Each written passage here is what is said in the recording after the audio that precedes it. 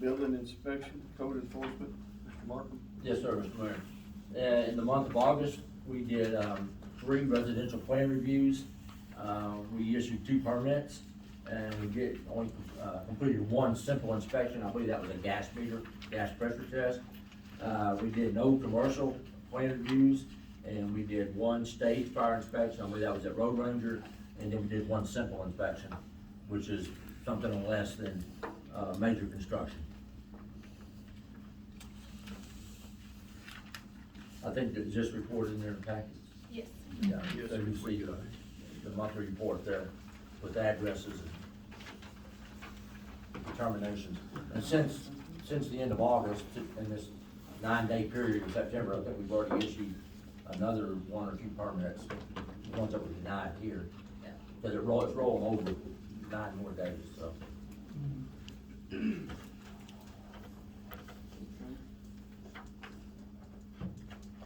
Thank you. We'll move on to the next, fire department. Report should be in the packet. We've had a pretty decent month. We've been busy dealing with the Ellis County Fire Marshal's office regarding a roughly 32,000 square feet manufacturing plant that's gonna manufacture wood trestles. Trestles? Trusses. There you go. Trusses. Yes, Truss. yes, trusses. Okay. I'm a Yankee, give me a break. So there was some issues with the fire suppression system. They're not on city water, they are on Miles Valley or South Ellis County. I think it's on. South Ellis County, they put in several tanks, several tens of 1,000-gallon tanks for us to be able to tie into with our engines to pump water into the building from those tanks in case of a fire. There's gonna be a lot of sawdust, a lot of wood, so if that thing goes, it's gonna be a big bonfire. I mean, that's no other way to explain that one. Are there sprinklers? That's what we would connect one side of the engine to the tank, the other side of the engine would connect to a standpipe, and we would pump that water through the engine into the building to, hopefully, through the sprinkler system to put it out without anybody going in. There's supposed to be 24-hour fire watch, and there's supposed to be somebody there 24/7 to keep eye out for any fires, because those machines get hot. Where is this?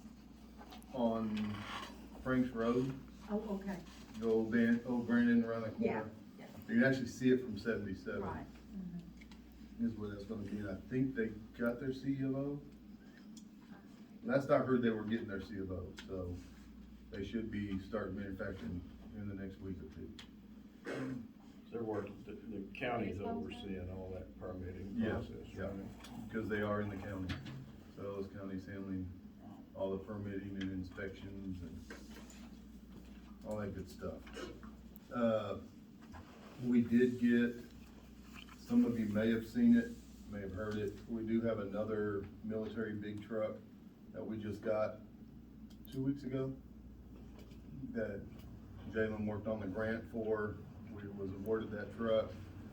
Along with that truck, they gave us a $20,000 grant for us to put a skid unit on it for a large brush truck, is what it's gonna end up being.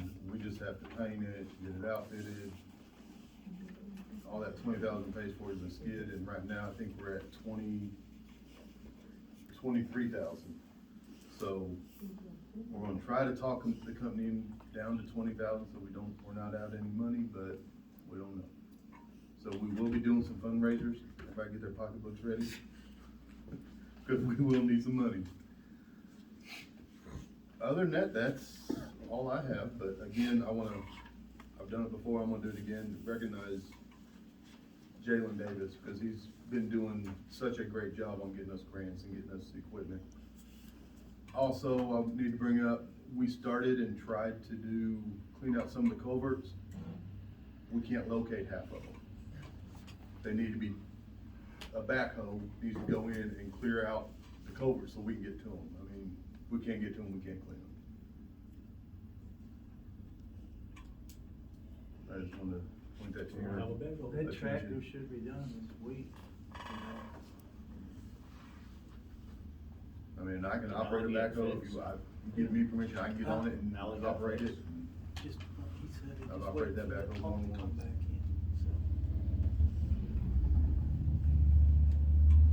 so. So we survived the summer. I see the grass fires, I think there's like 1, 2, 3, 4, 4, 5 grass Yes, ma'am. fires. How does that compare to this time last year, number of grass fires? Last year, we were busy. Last Yeah. year, it's hard to compare. Okay, We have two different report writing programs. okay, all right. Can I help you? Yes, please. We have two different report writing programs, and it's hard to. Gotcha. That's okay, all right. Just curious. All right. We appreciate your service. Thank you. We'll move to municipal court. For court, we had 64 citations brought in for the month. We have closed out 88 citations of the month, for the month. Average speed over post limit, always give y'all, it's great this time, 23.82 miles per hour over the posted speed limit, average. We have court tomorrow. We have a pretty big docket. We've had a lot of not guilties for some reason come in, probably like 22, I think, for tomorrow. And then we'll have bench trials again in October. 23. 23.82. Okay. That's within the, is that within the city limits? Highway, usually it's the Highway. highway. Okay. Those are always the fun ones, cause then they don't like qualify for deferred or anything, and they're always real angry at us, cause they can't keep it off their driving record. Listen, if the speed limit's 75, you're gonna get run over. Every 75 miles per hour is nothing compared to what those cars go. What was that one the other day, 115? I think it was 115 is how fast they were going. He was young, I'm not like surprised. 18. Yeah, just going from here to Hillsborough, you get passed left and right. Okay, police department?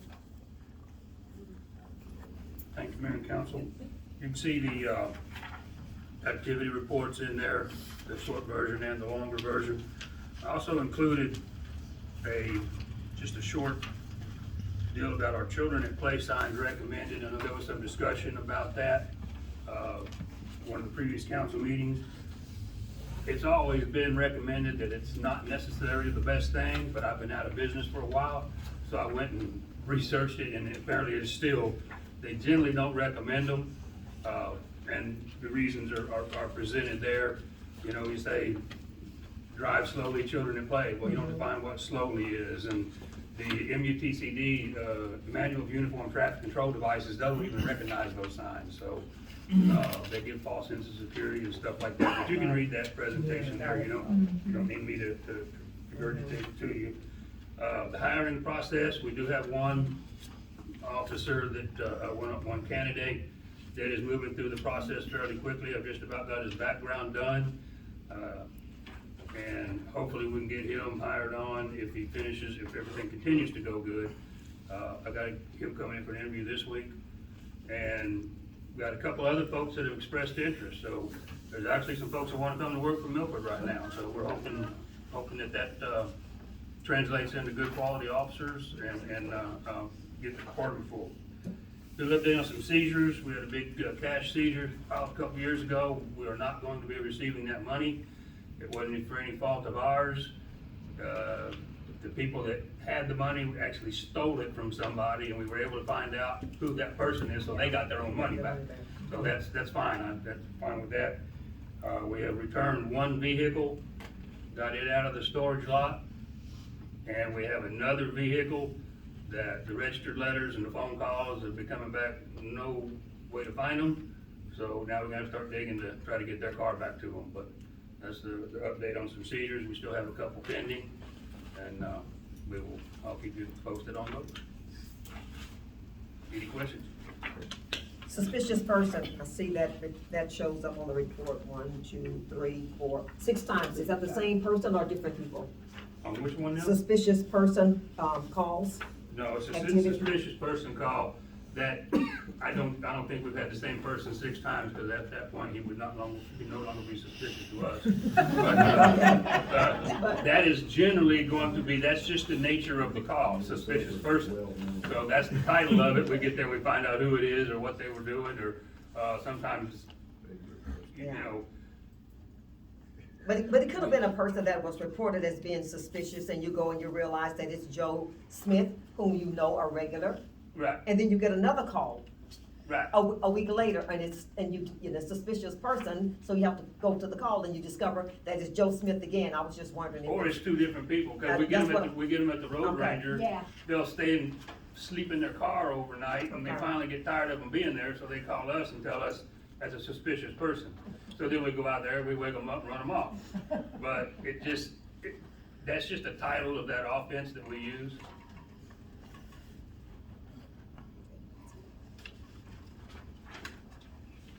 Anything else?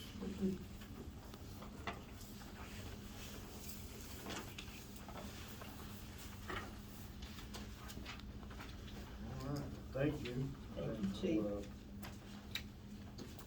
We'll move on to number 5, discuss possible action to approve a variance request from Milford ISD. We had taken this up last month and Yes. decided to table it and do some more investigation and study on the subject. And so it's back on our agenda now. I don't know, does anybody from the school district want to speak towards this? Ms. Rainey? Yes. So I want to start by saying that I think there were some concerns about, about student safety, and rightfully so. I've been in education for this is my 28th year in education. Most of that has been in administration. And as I get closer to the end of my career and I begin to think about what legacy I want to live and what do I want people to say about me, I really come back to one thing, and that is the one thing that I care about people saying about me. They say a lot of things, don't get me wrong.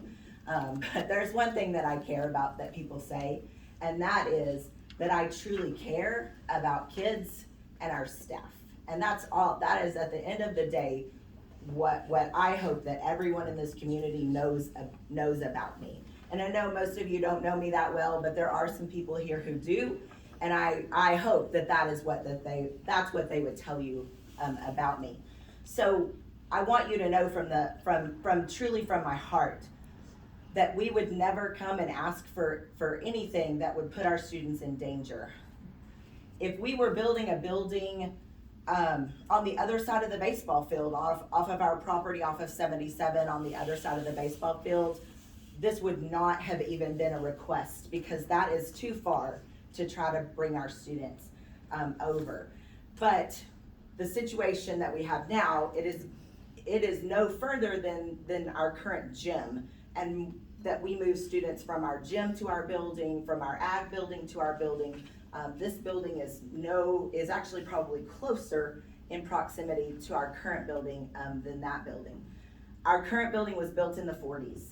It has stucco walls inside of the sheetrock before you get to the brick.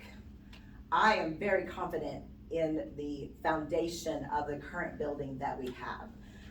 So I had an opportunity to speak to Todd and Dave, and one thing that we talked about was kind of what does our plan look like. So I wanted to bring that for all of the council to have an opportunity to look at. This plan is approved by our school safety committee. This year, our school safety committee is comprised of Carlos, the fire chief, Chief Edge, the deputy constable, the constable, and an Ellis County sheriff's officer. So all of those people serve on our safety and security committee. We meet 3 times a year. We meet every year before the beginning of the school year, review all of our safety plans. We have a giant emergency operation plan that goes through everything from a natural disaster to a cybersecurity attack, and every step that we would take from the minute that we find out there's been an incident to the conclusion of an after action review for the incident. So we have a lot of really good plans in place. That team, that safety committee then looks at our plans, gives us feedback that then we edit, we meet again before we leave for Christmas break, and then we meet again at the end of every school year and review where we are, things that have happened, audits that we've had through the state or through our service center or anything that has occurred. So those people have seen our plans, have given us feedback on our plans. So what you have is the current plan that we use that would continue if the variance is approved from our new building. And that just shows basically that we have a lot of rooms with windows. So we move those students to interior classrooms. We move our students from our ag building into the interior building from the gym. And so we have a current plan. And one of the, I had an opportunity to meet with Todd and Dave, and one of their questions was, well, what if you run out of room? We have a lot of space that we're not currently using. We have hallway space that we don't currently use that we could put students. Our cafeteria is an interior room in the district with no windows, and we don't currently shelter in place in there, but we absolutely could probably put 200 kids in that space. So I wanted to bring that and again answer any questions that you may have.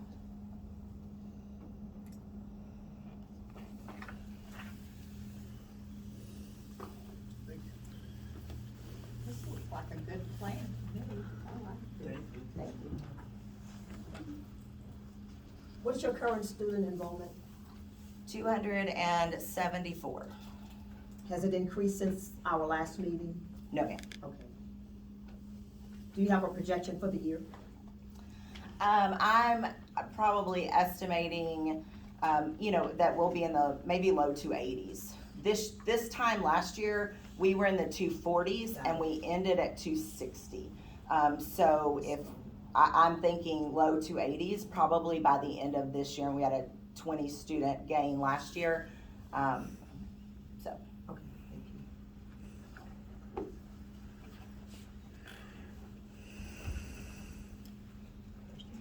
No questions. Mr. Markham, since you're a building inspector, I'd like to hear from you if you have an opinion or something to say about it. Yes, sir. Did, the members receive the memo Yes. that's dated? Last week, yes. Yeah, from the last meeting? Yes, sir. And what this memo does, it goes through, I've been in code review, code enforcement, that kind of deal for 50 years. And what my understanding is that the school district is asking for a variance to a code, which is very irregular. It just, you can't get, there's no allowance in the code itself for a variance, okay? Now, there are allowables in things like planning and zoning, your zoning ordinance, your subdivision regulations, those things allow for variances. Variances are generally for height, width, length, depth, that kind of deal. But to offer a variance for a code required issue, which is actually a safety issue in this particular case, it's just not advisable at all. As the building inspector and plan reviewer, I cannot approve that.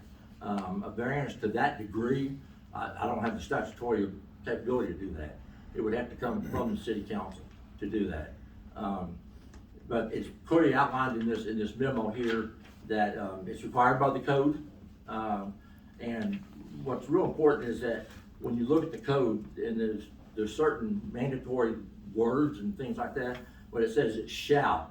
And under section 423, actually it starts in section 305.3, talks about storm shelters and group E occupancies. It says storm shelters shall be provided in group E occupancies. No allowances, it shall be. Now that's part of the 2021 code. That particular phrase, terminology was not in the 2018 code, but it is in the 2021 and 2024, and I suspect it will be from here on out. The international codes are adopted every 3 years. Every different editions come out every 3 years. So I do want to make that point that, and I underlined that in your memo, is that when you see a word that says shall, that's definitive, that's determinative right there. It says you can't really do anything about it. It says you shall do this.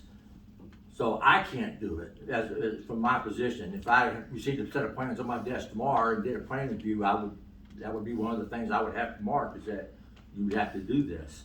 But you know, once again, the variance can come from the city council. I think that one of the main questions is where does the culpability lie? If the variance was granted, with whom does the culpability lie? Is it something happens, Lord forbid that would ever happen, but if something did happen, then who is held responsible? Can that come back to hurt the city? And actually each individual member of the council. You know, there's things like that need to be considered. So that would take a legal opinion to do that. I don't know if that's something that TML would offer, or the city attorney, or somebody like that, but What does the 2018 code say, and how is that different from the 2021 the code? 2018 code doesn't mention storm shelters at all Doesn't mention it. for Group E occupancies. It just started in the 2021 code. Now, my understanding is that the school district, and once again, I'm way back on this, school district came in 2018, did a bond election or something, thinking that the city was in the 2018 code, and sometime from that point to when the 2021 code was adopted, things got changed. Now, the city has no responsibility to pick up everybody that has an inquiry and say, hey, look, guys, we changed the code in the middle of all this. It's not the city's responsibility to do that. But that's evidently what happened here, is that from the time the school district started planning, the city changed the codes, and here we are. So, Okay, I found this on the web for change the code. I'm sorry? You're what? Oh, I thought, chill. Sorry about that. It's Siri, they're answering. Oh, yeah. I had spoken with our city attorney about this a few days ago, and she didn't seem to think we had liability, the city would, if there was a incident, I guess we'd say, where there was a tornado or something and some fatalities. She said that the city really doesn't have any, we don't guarantee that buildings are safe even when we inspect them and we have codes and. There's all kind of variances, you know, there's all kind of variations that can happen. You know. Right, because We it's only not inspect- our, yeah, it's not our, we're not doing the action number one, and we're not building the building, and secondly, it's not our premises, that's what she was telling me. So there was one, lawsuit that's fairly recent where I believe, I don't know if it was a water district or flood control district, but, the court said they weren't liable when they allowed houses to be built in a floodplain, and sure enough, they flooded. They tried to sue the governmental entity, the homeowners did, and the courts didn't allow that. So, from her advice, I don't think the liability for the city is going to be an issue. There may be other issues. There's different ways we can address it. We can just say no, or we can say we grant the variance. Or I guess we could change the code, at least we could unadopt that part of the code. That's a possibility. As a matter of fact, I was explaining to Kim, when you adopt a code, the North Central Texas Council of Governments actually issues a document that says, hey, look, for our area, this should not be in the code. For example, snow loads. It's really kind of weird and stupid to enforce snow loads in the state of Texas, but You know, so they'll put that in their recommendations to a city. Now, the city has to adopt that as part of the code, but that was not done, from my understanding.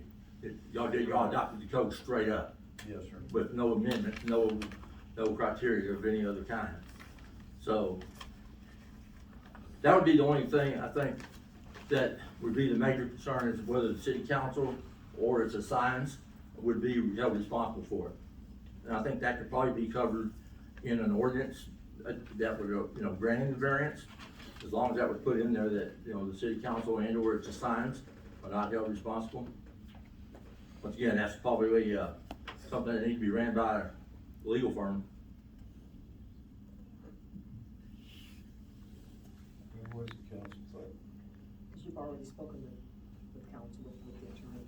Yes. She stated that she does not foresee liability for the city or for the respective council members, right? You've already run that by her, right? That's right.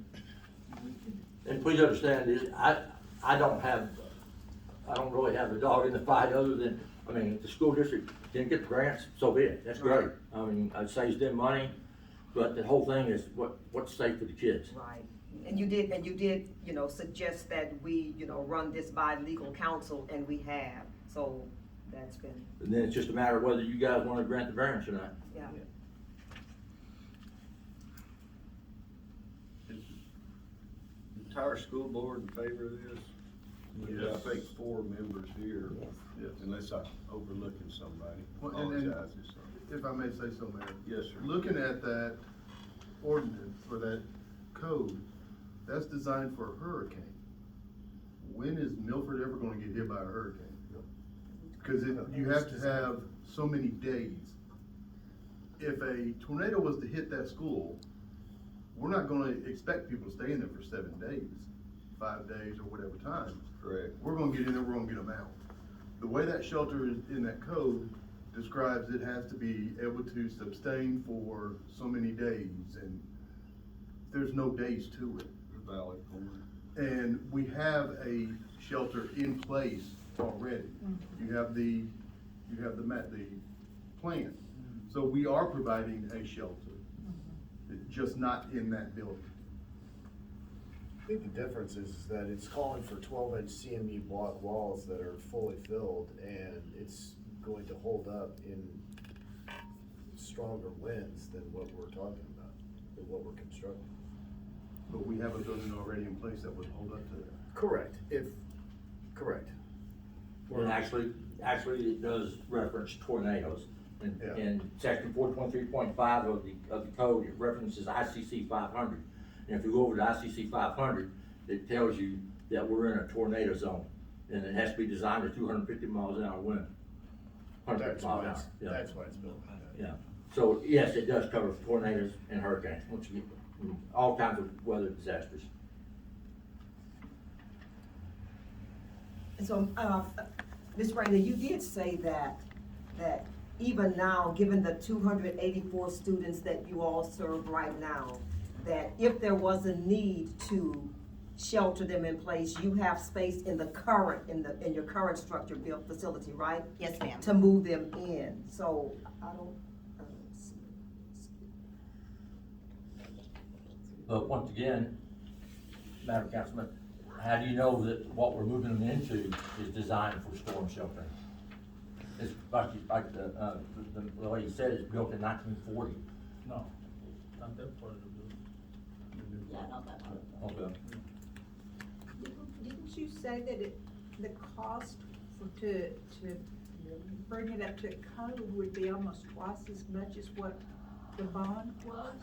It's an extra $1 million Yeah. to bring it up to code. And then even if the council were to offer a variance on the restroom facility portion, it's still about $500,000 even without the restroom. It seems prohibitive almost to have to do that, when that school has been standing for so long and it's been very safe. Yes, ma'am. That's my opinion. It has stood the test of time, hasn't it? Yeah, you see all the people in the room that have graduated from there. It has stood the test. Them, me, Swiss, just about all of us.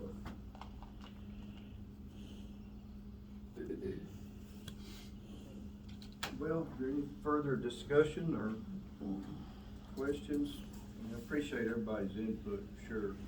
I don't have a problem with the variances.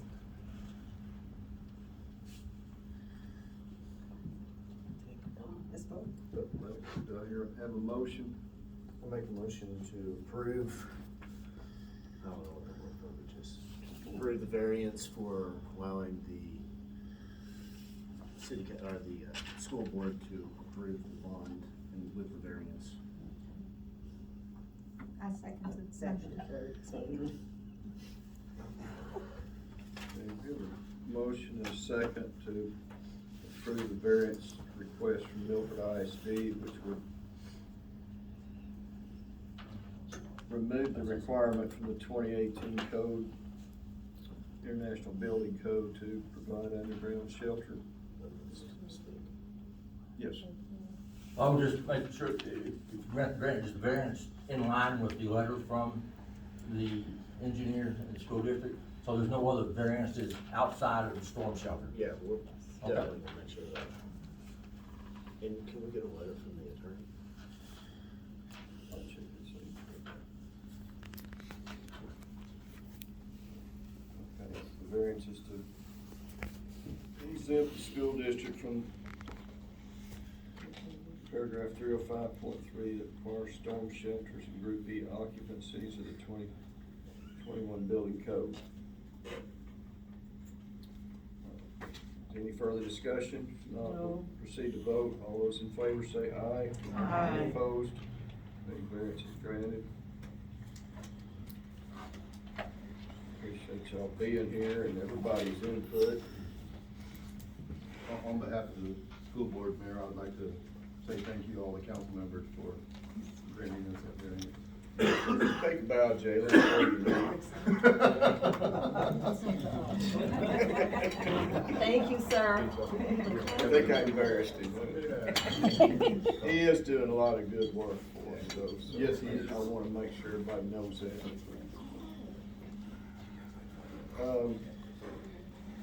Number 7 is discuss subdivision, Ms. Hutton. Yeah, she had come by the house actually, and she had bought, 3 of those. She's supposed to be in here tonight. And I called Kim, and me and Kim talked, and, she was going to build 3 houses next to me, going towards Old French Road.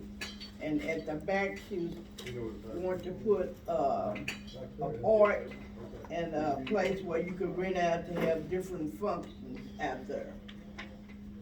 So she's supposed to have the plans, but I don't know what happened to her today, so.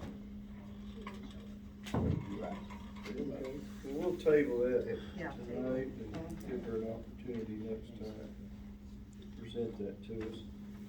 Number 8, discuss and possible action to approve a proposed tax rate for 2024-25. We talked about that at our budget workshop. And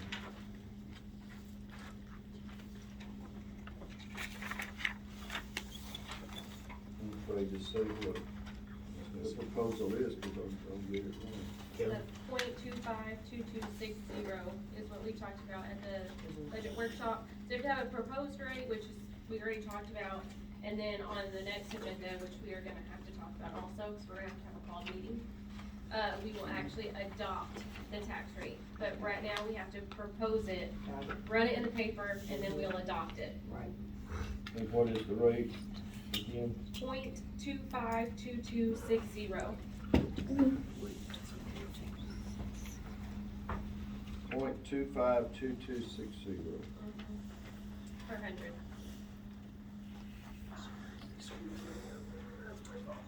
His form says 252261. So we go, I don't know if you were talking, we go one under that number because that's a vote, yes. I got you, I got you. I remember that. we have a motion? I'll make a motion to approve tax rate increase. I make a second. We have a motion second to adopt a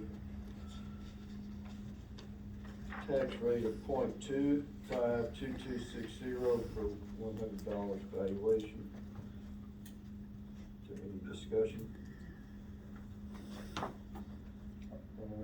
All those in favor say aye. Aye. Opposed? Okay, proposed tax rate is adopted. Number 9, discussing possible action to authorize changing the police department's bi-weekly pay from hourly to salary.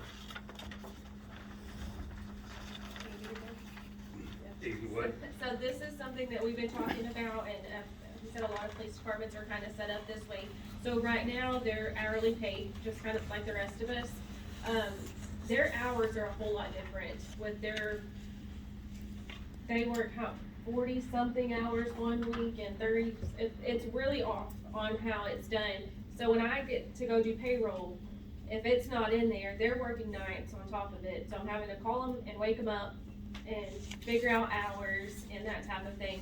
And so what this would do is put them on a salary rate for weekly, so they get paid their 80 hours, and then the chief would be responsible for kind of keeping up with their hours, making sure they're making it to their 80, keeping up with their comp time and everything, so that it kind of takes that off of me a little bit with figuring out how many hours they have every pay period. It's not necessarily taking them to a salary to where if they don't show up, they still get paid, no. Yeah. Okay, it's if a police officer makes $55,000 a year, you divide that by 26 paychecks, and that's how much they get every paycheck. You don't have to have a time clock where they're actually punching it. But you do figure out their hourly rate, because if they work more, they gotta get comp time, so you have to be able to put the time on the books, or if you ever switch it to an overtime, then you have to do that. It doesn't cost any more funds at all, okay? Matter of fact, it may save you some on the OPEB, post-employment benefits. If they walk out the door with comp time, you gotta pay them. If they walk out the door with vacation, you gotta pay them. This puts the management of the time off in the police department instead of the city secretary's office. And another thing, y'all have said that you want more training and you want additional skill sets and you want a career progression and path like that. Right now, one of our officers has a 2-day school coming up, a 3-day school coming up. And one of those days he has to go to school is actually a day he works. So for me to tell him to go to school, an 8-hour day, I just cost him 4 hours of pay. Because he's supposed to work 12 hours, but he's only gonna get 4. If I send him to school, and that is your duty day, you are to report to school, and you will go to school right here, right now. That's on me, not on him. It shouldn't punch a time clock and lose 4 hours of pay because he was doing what he was told to do. So it's not truly taking him to salary, but you have a salary, divide that by number of paychecks, and that's what you get, unless you work more. But if you work less because the chief told you to stay home, it's the same thing if we get into an internal affairs investigation. You need to stay at the house. Well, they can't come punch the clock. So it doesn't cost any more money, and like I said, in the end, it may save some, because the benefits can be more controlled. You know, if an officer says, hey, I'm taking a vacation day, okay, do you have any on the books? Yeah, yes, sir. I don't know, I gotta go ask him, because I'm not keeping their time, she is. And it's just housekeeping. Yeah, it makes accounting and accuracy of accounting. Are the officers okay with this? Have you talked to them about it?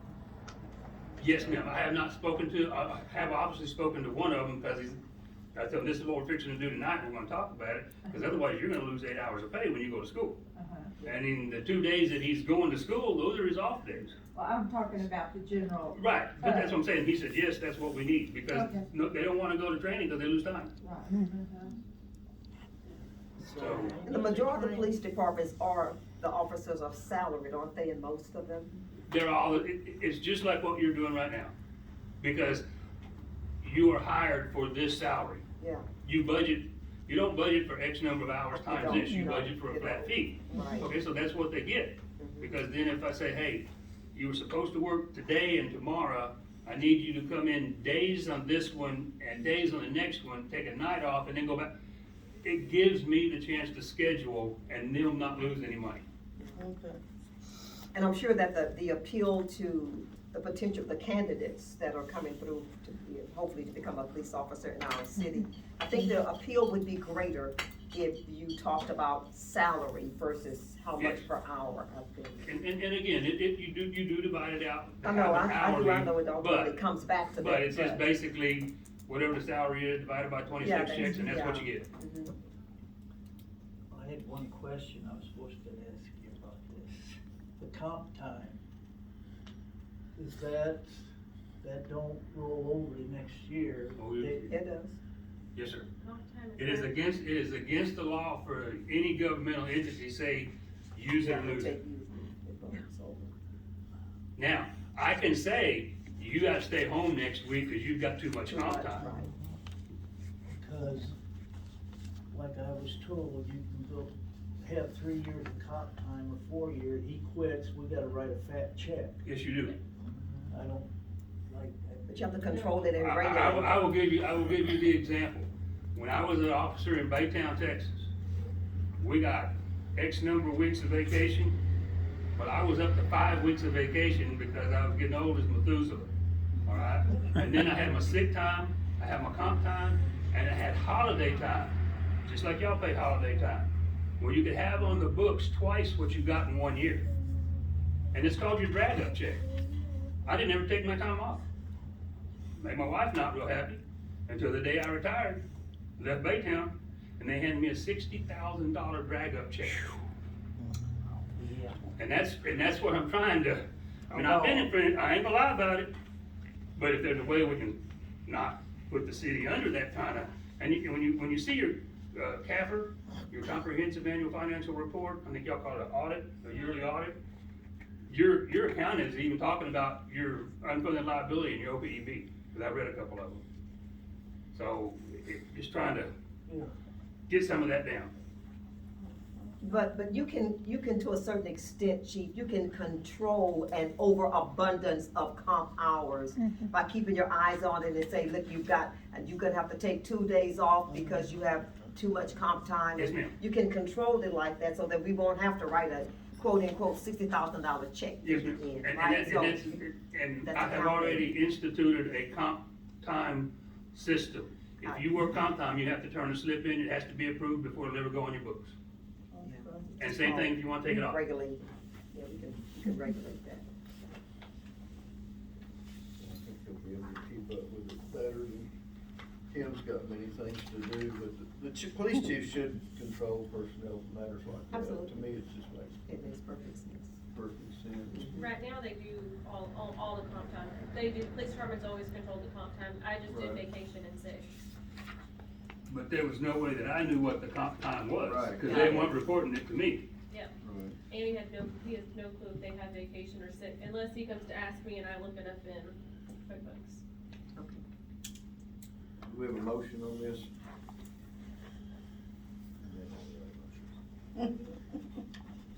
I'll make a motion that we authorize changing the police department's bi-weekly pay from hourly to salary. I second it. We have a motion and a second. Is there any further discussion? Not, all those in favor say aye.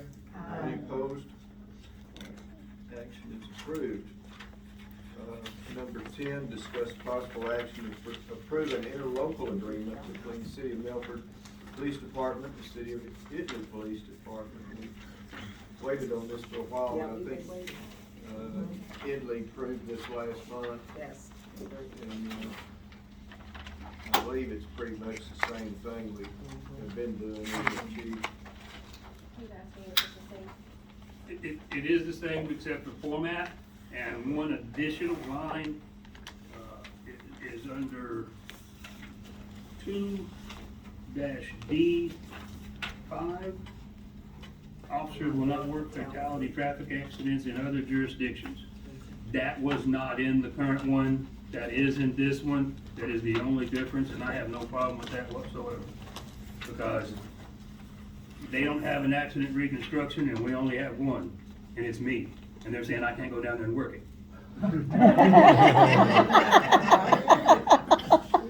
Live with that. It looks like the print's larger than it was before, so I appreciate that. Well, yeah, The font is different. I think that the term limit, I'm sorry, number 11, the term limit, previously it just stayed in effect unless somebody wanted to change it. Now it says it's gonna automatically expire September 10th of each year and become renewable at that time. So we may have to do this every year, but they put the verbiage in and renewable, so the intent seems to be there. Has there ever been an occasion where this was contested as being undesirable? No, ma'am. The only reason it would be undesirable right now, and I think one of the reasons that maybe we got to where we were, is because we are so short-staffed and Italy is full, that they were the ones having to do. Yes. They were helping us more than we were helping them. And I say that in, like, this weekend, I got called out 3 times. I guess Italy was busy, so I had to go. That's the thing we're trying to say. If our officer's on duty and their officer's on duty, there's no MOU that says we have to go back them or we don't have to go back. We're police, we're gonna go back each other. That's never been an issue. This is just if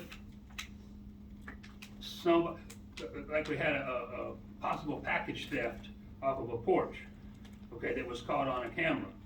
Yes. That, we didn't have anybody on duty, Italy did. They came over and handled the scene right quick, and then we get the report to actually do the investigation. It's just to solve an issue going on right then and there, so that police coverage, police protection is available, and then if there's any reporting or investigation, the correct jurisdiction, that's on them to do it when somebody goes back to work. If approved by the board, tonight, Chief, when will this go into effect? They have already signed it, Okay. so it's, I think, no, they haven't. No, The just him. 13th, somebody Just- signed it but on the 13th. They're having, that's right, they're having their meeting tonight right now. Okay. So if they sign it tonight and y'all sign this one tonight, it's in effect, and then we just have to marry the 2 copies up so all the signatures on the same one. That's my Okay, understanding. So September the 10th wouldn't be the automatic date of, that's what it says, agreement will automatically expire September the 10th. And be eligible for renewal. Right. So we'd have to do it every September 10th, or before September 10th. But would this year's, if It's we an annual, approve I this, think would she it said start it's an September annual. the 10th or today? Well, today or tomorrow, I mean, Okay. because I don't even know when we still have Tomorrow, 30 days. tomorrow, right on it. Yeah, tomorrow the 10th, so. Right on it. But Okay, gotcha. Okay. All right, do we have a motion? I make a motion that we approve an interlocal agreement between the City of Milford Police Department and the City of Italy Police Department. Second motion. All those in favor of the approving the interlocal agreement, say aye. Aye. Any opposed? We have a motion to adjourn, Make a motion to adjourn. second. All those in favor say aye. Aye. Any opposed? Meeting's adjourned. Thank you all for being here. Thank you.